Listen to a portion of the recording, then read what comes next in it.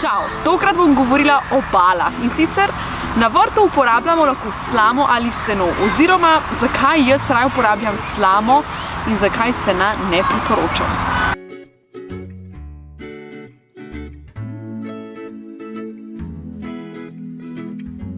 Bale je najboljš kupiti, če jih boste rabili spomladi oziroma zgodaj poleti, že v februarju, marcu, ker kasneje se znajo A ali podržiti ali pa B jih zmanjkati. Kaj v bistvu je bala? Bala je, se pravi, nek skupek teh stebel zvezanih z dvema ponovadi plastičnima oziroma plastificiranima vrvicama in potem to vse skupaj drži v nek kvader.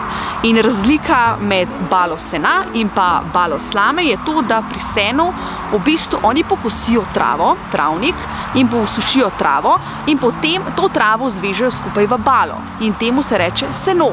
Na drugi strani imamo pa slamo in sicer gre za razna žita, ječmen, pšenica in tako naprej in sicer ko to požanjajo, ostanejo stebla, ta stebla posušijo in potem jih zvežejo spet v bale in tukaj ni nobenih semen in ta razlika je res najbolj pomembna, ker če imamo balo sena, se zna zgoditi, da bomo imeli ogromno trave pač tudi na vrtu, ker pač seme pade ven iz bale in imamo zasajeno travo na vrtu, kar si pa ne želimo. Slamo uporabljajo za različne stvari in sicer jaz jo recimo uporabljam za to, da zastrem krompir. Recimo posadila sem krompir in na mesto, ko zrastejo tiste štible ven, da bi usuvala zemljo ta krompir, sem v bistvu dala kar povrh, vmes med štiblami slamo in hkrati pač zaščitila nekako gredo.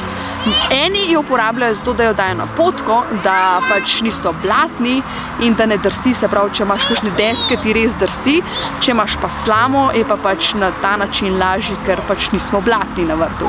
Po tretji strani pa lahko slamo uporabljamo za zastiranje, se pravi, recimo posadimo paradižnik, kumare, paprike, karkoli in zastremo gredo slamo. Hkrati, ko dež pade, ne zbija zemlje, po drugi strani pa zadržuje vlago. Balo slame lahko uporabimo tudi zato, da noter posadimo paradižnik, buče, kumare ali pa mogoče celo jagode. Tako da, če te zanima, kako se sadijo jagode v bale slame, si poglej na video spodaj, ki ga bom dala, pač na povezavo klikneš, drugače pa pač daš samo balo narazen, se pravi narediš prostorček, noter kakšne 2 do 3 lopate gnoja, pač nekega komposta in sadiko. Takrat ful dobro zaliješ, še prej pa dej bodite pozorni, da pustite balo na zunaj, da se napije z vodo. In to je to, čisto simpel.